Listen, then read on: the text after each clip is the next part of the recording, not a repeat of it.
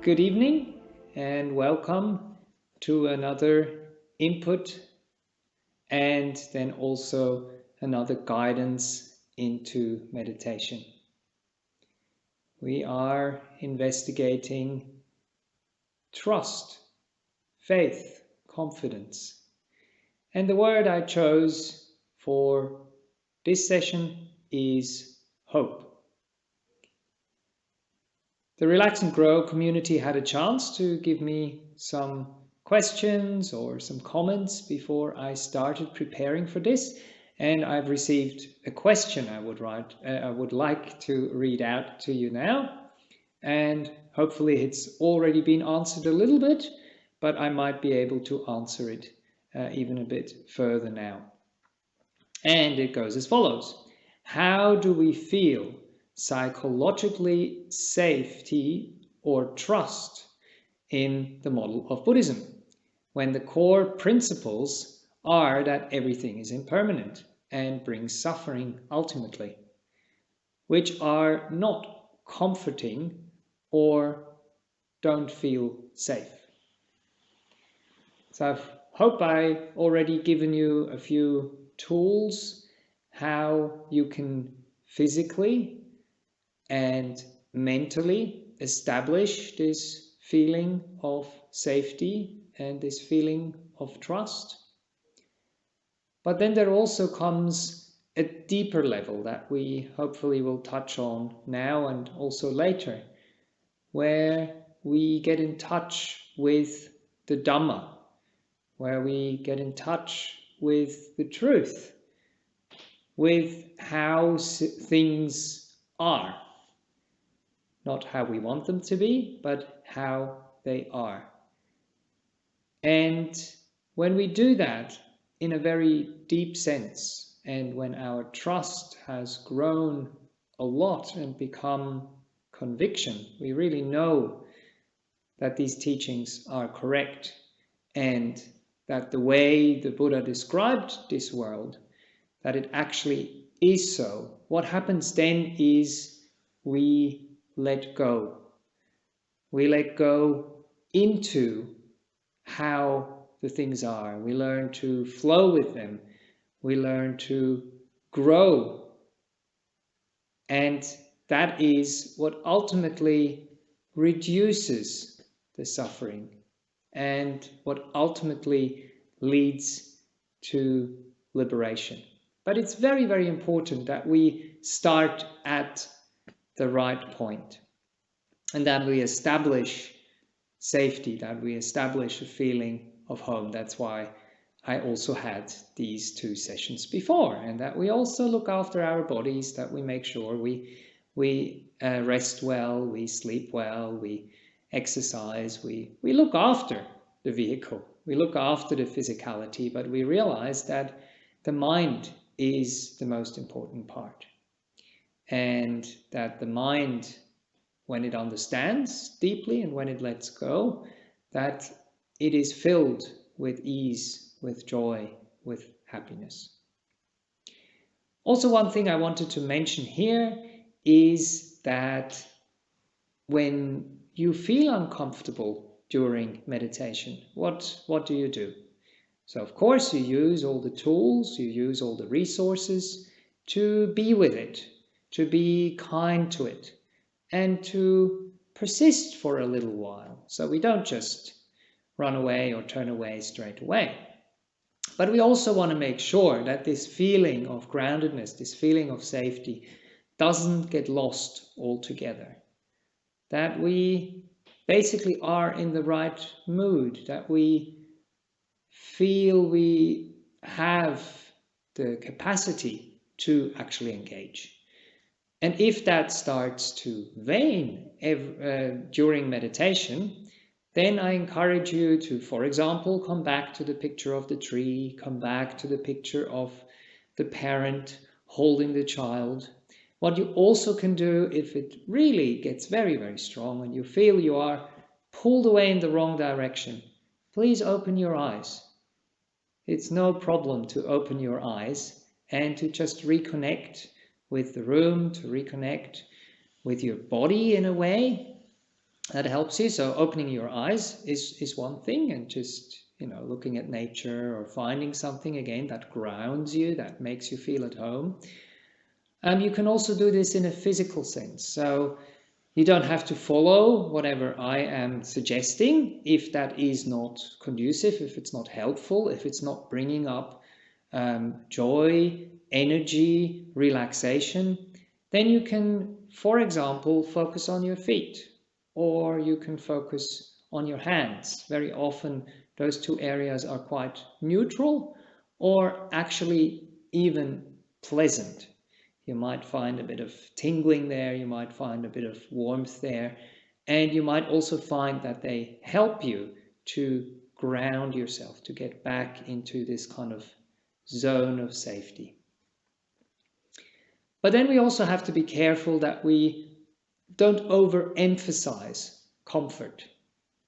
If we just want to have it comfortable, it's not going to work out. And also, we are not going to learn.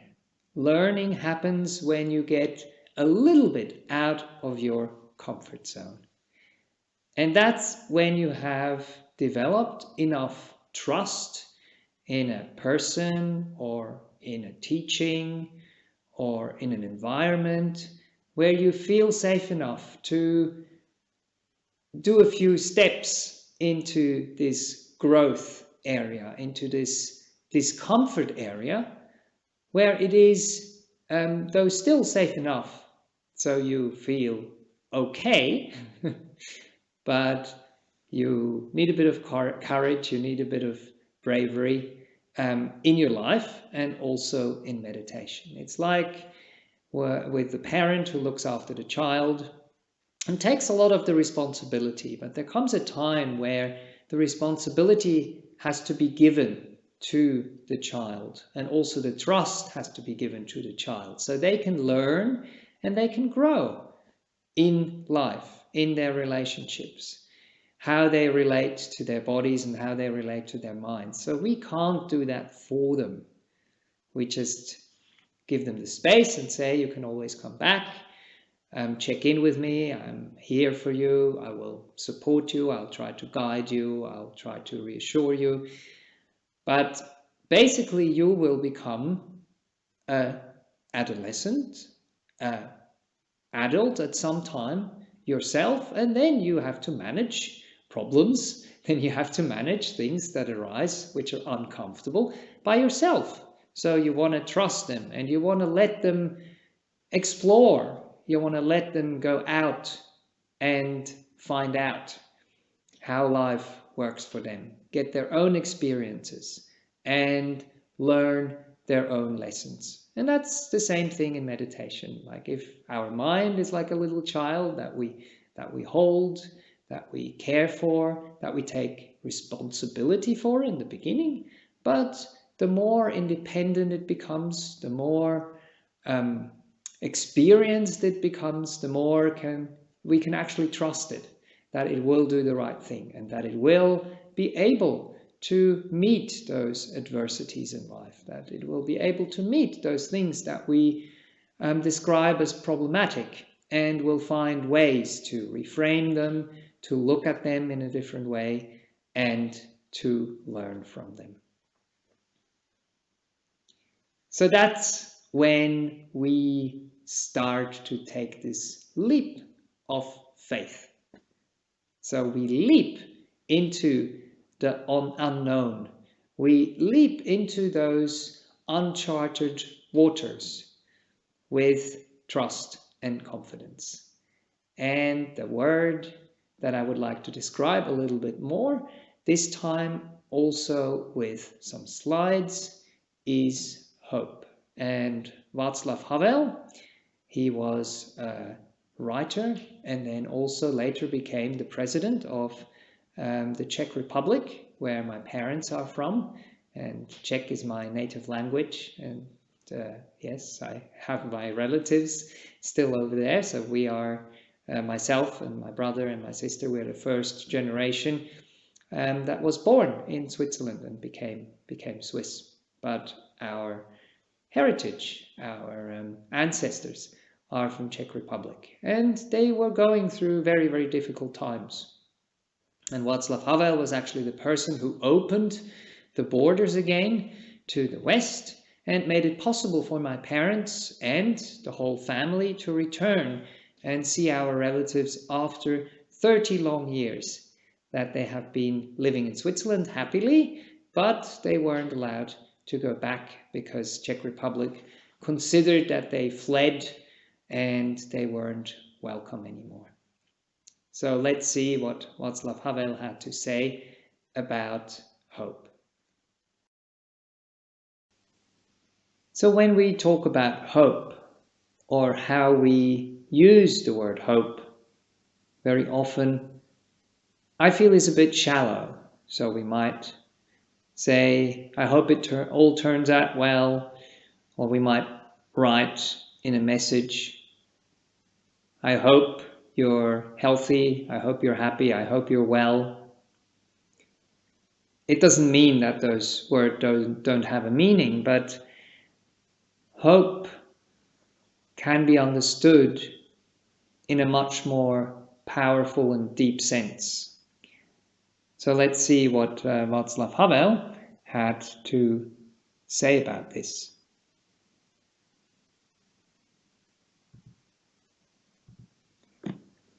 Hope in this deep and powerful sense is not the same as joy that things are going well, or willingness to invest in enterprises that are obviously headed for early success, but rather an ability to work for something because it is good, not just because it stands a chance to succeed. So Václav Havel here points out very nicely where we should focus our energy on. So often we think about the results.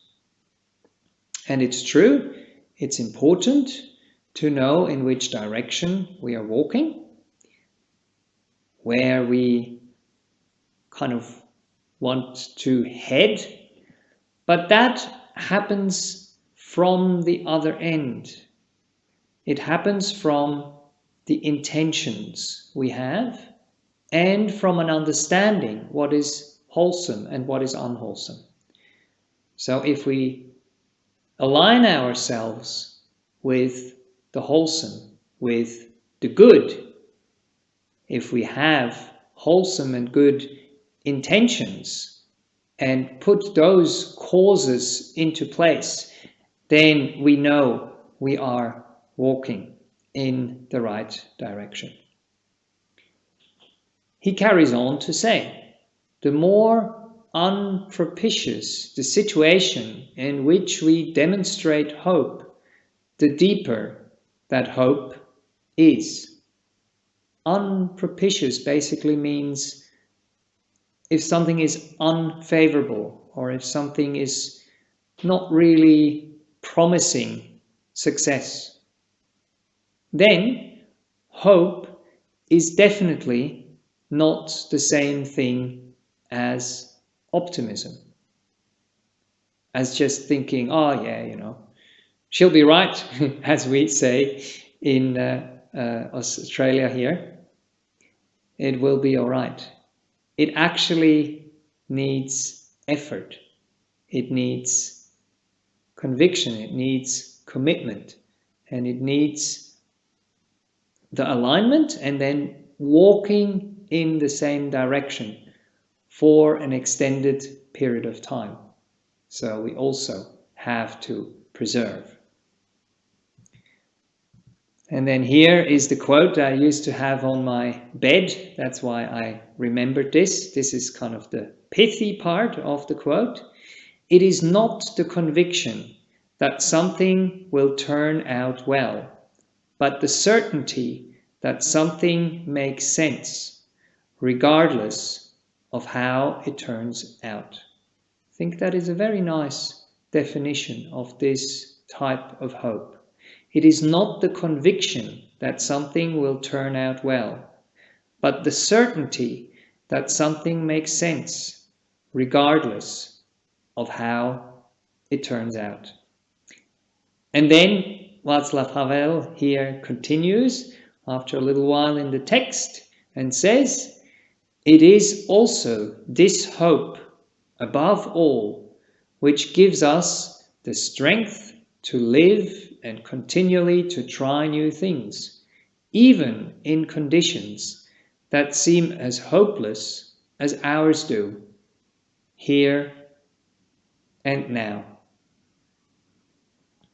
So even if a situation appears to be hopeless, we can still put in energy, have hope, and do the right thing, and carry on doing the right thing. And trusting that good causes do lead to good results without the expectation of those results, but they will eventually come along the way. And also, while we are doing the right thing in the moment, that will give us energy.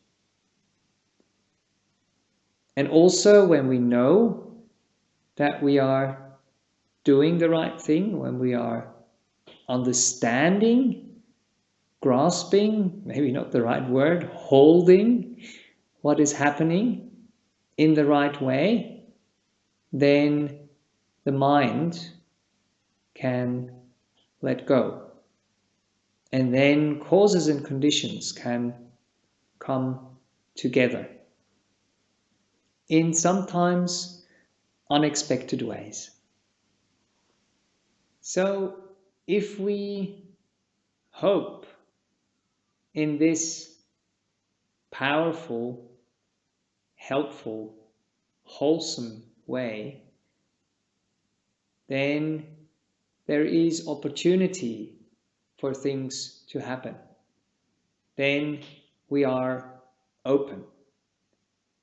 If we are full of anxiety, if we only focus on the negative, then we are all caught up and the energies are not free. The heart and the eyes and the ears are not open for the opportunities that might be out there. But again, here it is a balance. It is understanding what the dangers are and avoiding those dangers or dealing the dangers in a wholesome way. It's being aware of the opportunities, of the positive things that could happen in the future, and also to not over-focus on that.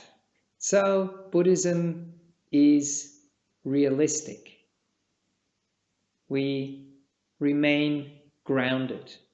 If people are too optimistic, they're like floating and they are not grounded.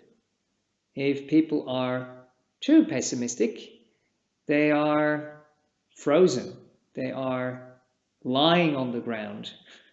They are not able to walk and to get to places, to venture out into this zone of uncomfort and to learn. So just one last little quote here from Ajahn Brahm. He often says, instead of "don't worry, be happy," he encourages us, "don't worry, be hopey." So let's sit together now.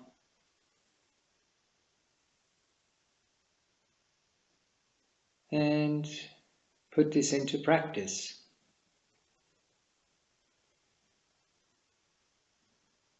What hope means. What trust means.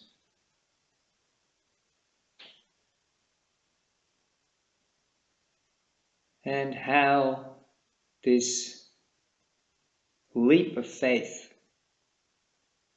works in meditation.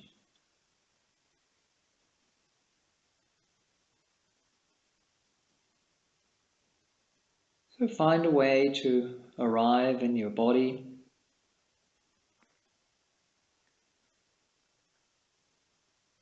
to arrive in the present.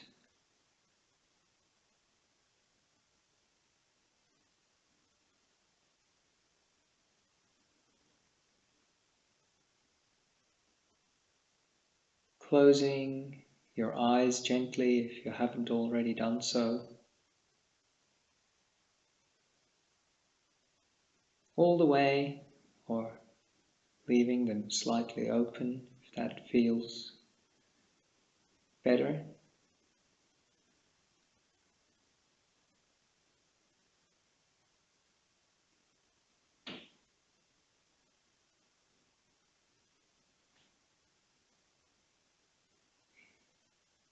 And then you can ask your body, or you can tell your body, I hope you are well.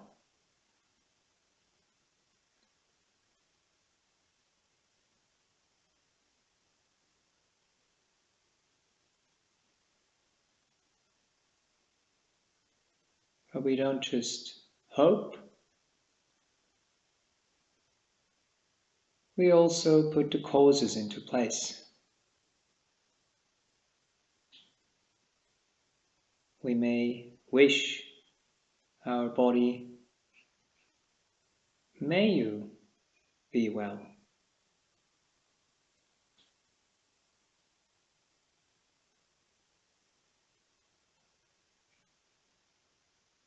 And we can help our body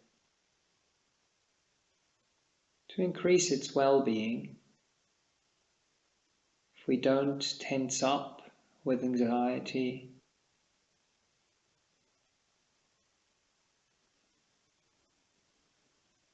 if we don't interfere and control it,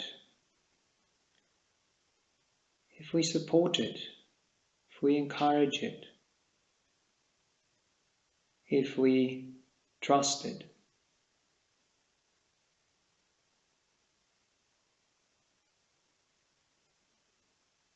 And if we ask, body, what do you need to feel more at ease?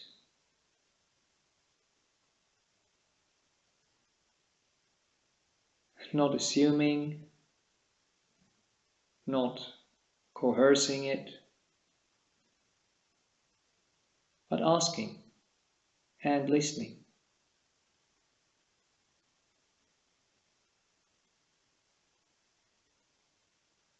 And then giving it the space, giving it the kindness, the care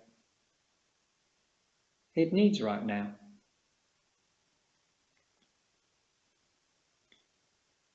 Or it would certainly appreciate right now.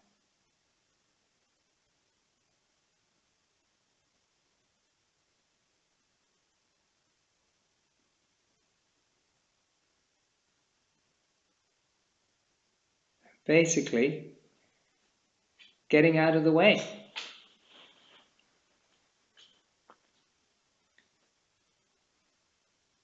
And allowing your body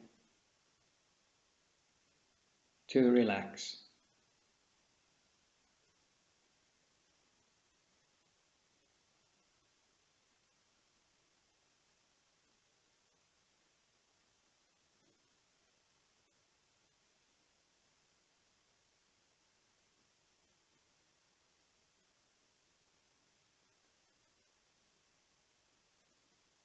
And maybe just sweep or scan through the body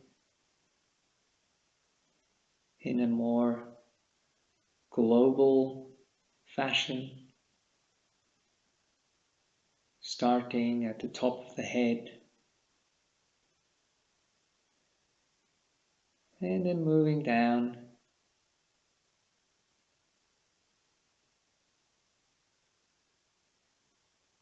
through the different layers of the skull, of the flesh, of the organs.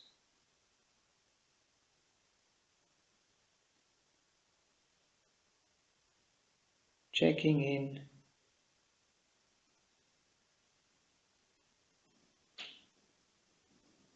and granting permission for the body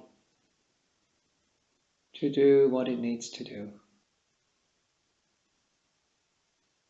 Adjust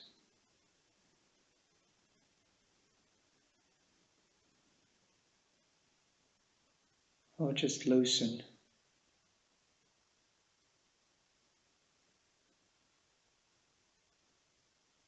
Just settle.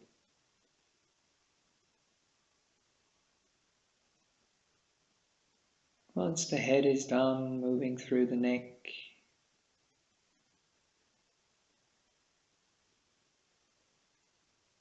through the spine and through the fleshy parts.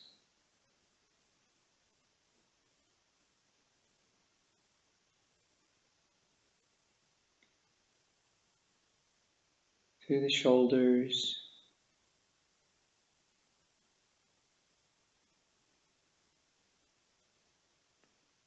and then scanning down through the chest, including the arms on both sides.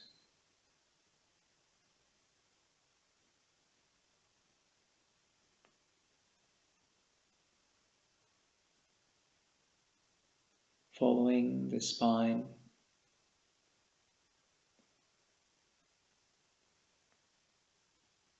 And allowing it to get into a comfortable position by itself. Often when I let go, you have some slight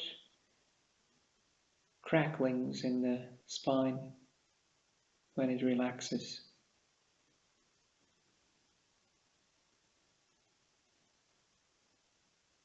Loosening of the muscles around the whole chest and the upper arms.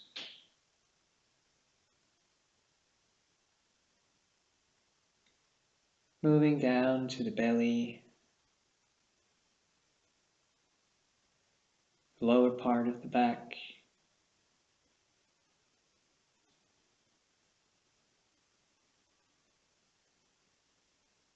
and to the hips.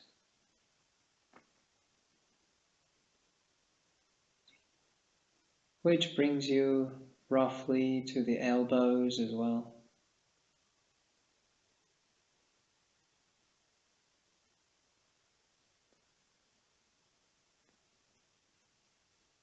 And then carrying on into the legs.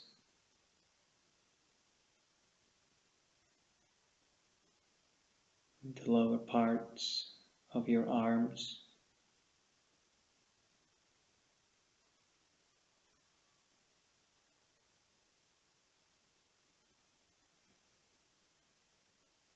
Into your hands.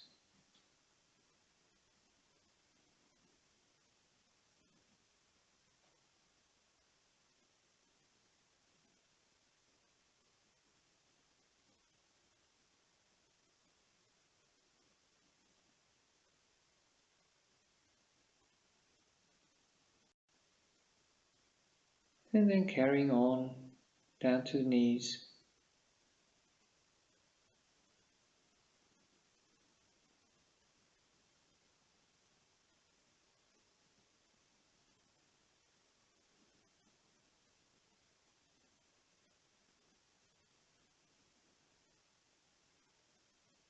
from the knees into the lower parts of the legs.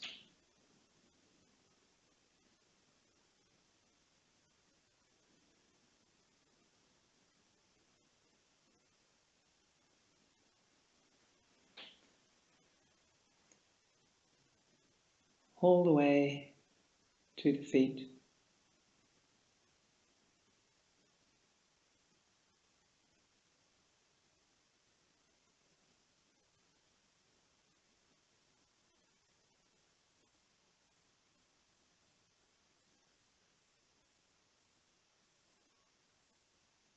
Not telling your body what to do, but asking, listening, being receptive, and then responding with spaciousness, with kindness,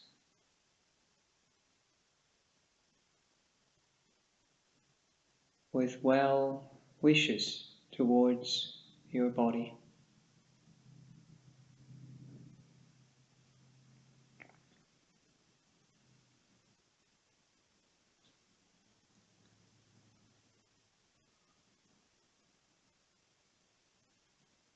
And as the trust in your relationship to your body grows,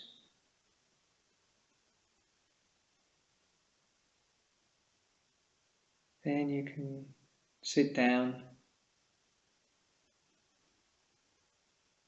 and just basically tell your body, now it's time to meditate, to rest, to relax. Off you go.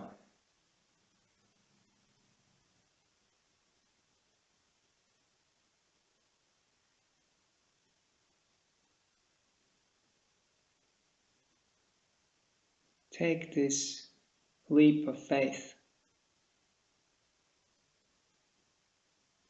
trusting the body, trusting it that it knows what to do.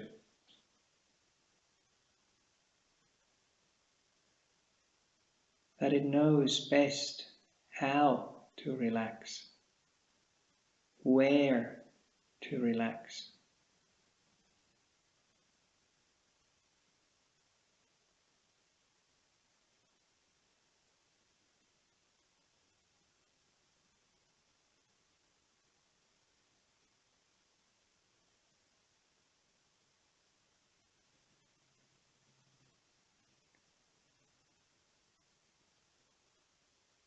Till you reach a point where you can walk away. Just like you walk away when you park your car, put it in the right gear, pull the handbrake, have the alert system working, the alarm on, and then you lock it up and walk away. And it will be there for you after the meditation, safe and sound.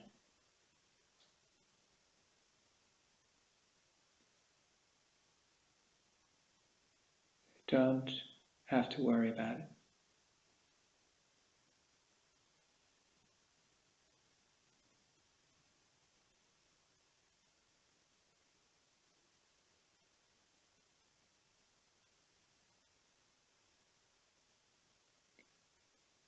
And then you can turn to your mental world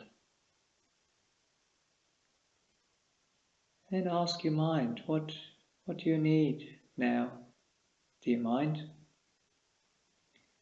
How can I help? How can I support you to rest, to re-energize, to become bright, joyful, free,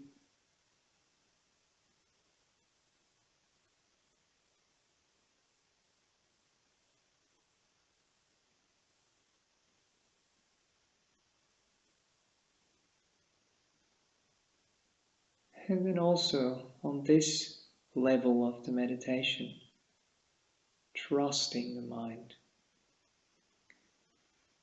that it knows how to meditate, that it knows how to let go,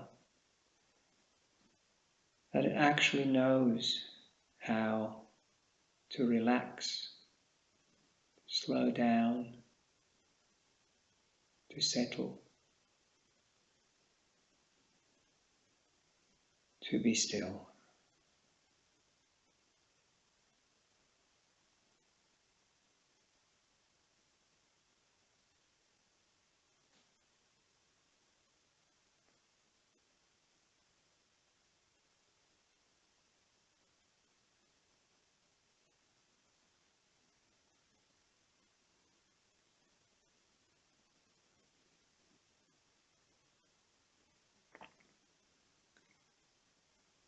Dear mind, I invite you now to hang out, relax and meditate.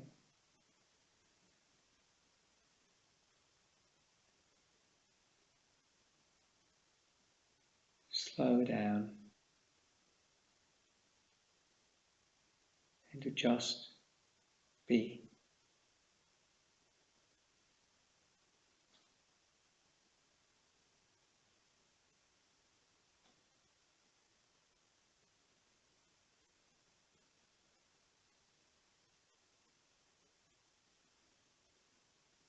And here also, take a leap of faith, trusting your mind.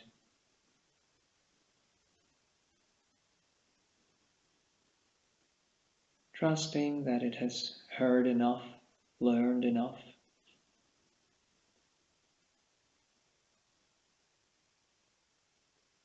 to handle whatever comes up.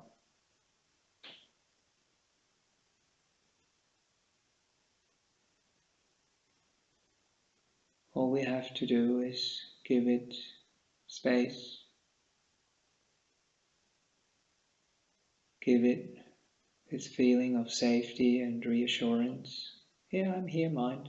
It's okay. You're safe.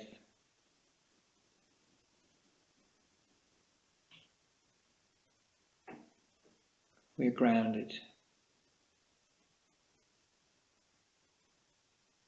We are home.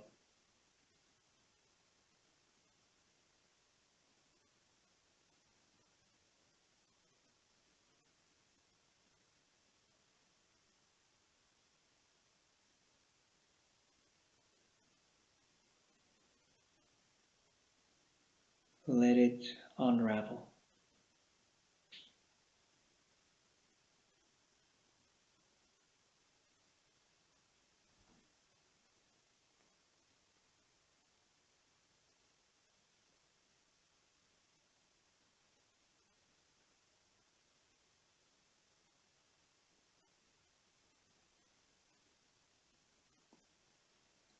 And when the attitude is right, when the relationship is right,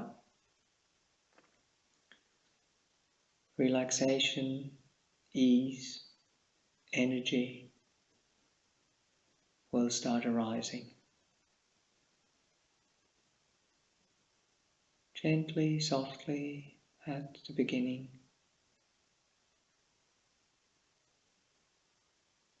but then growing more stable, more firm.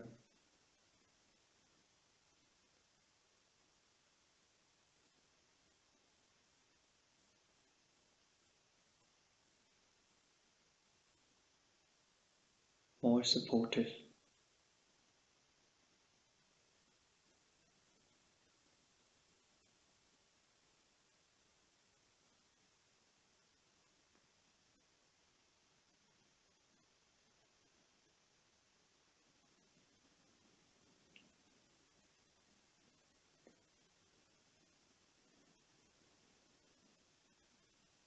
And then you can invite or turn to the breath.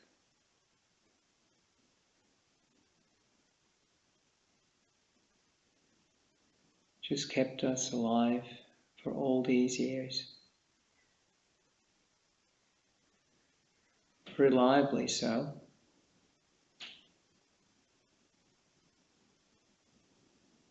Without us consciously interfering, consciously breathing in and breathing out.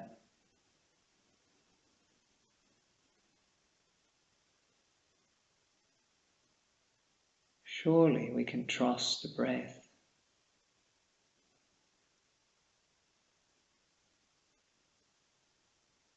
to breathe deeply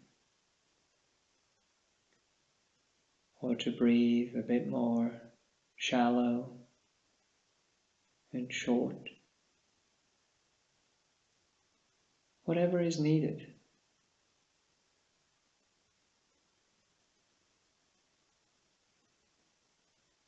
Let it take care of itself.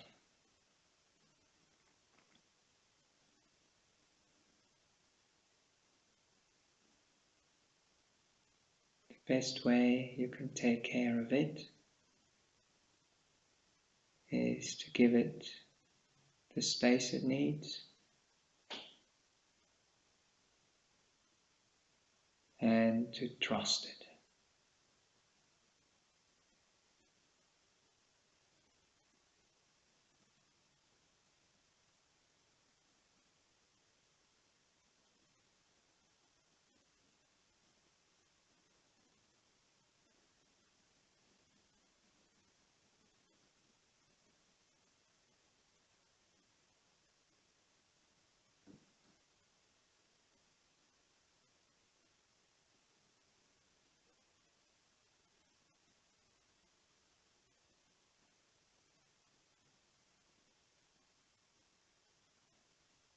Not trying to grasp it or hold it or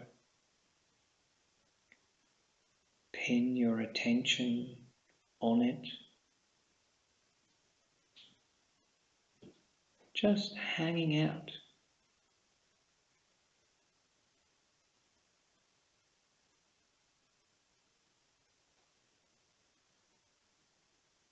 Enjoying each other's company.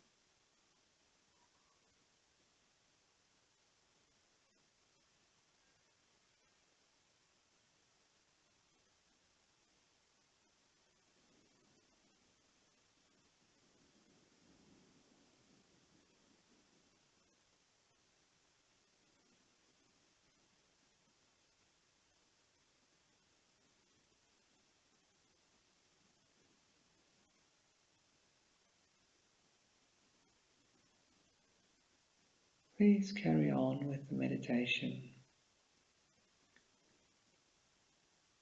as long as you wish.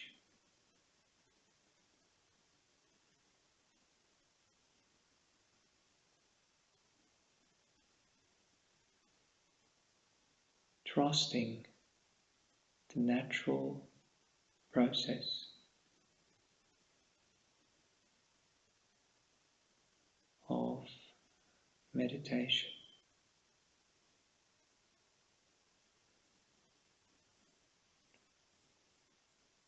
of relaxation,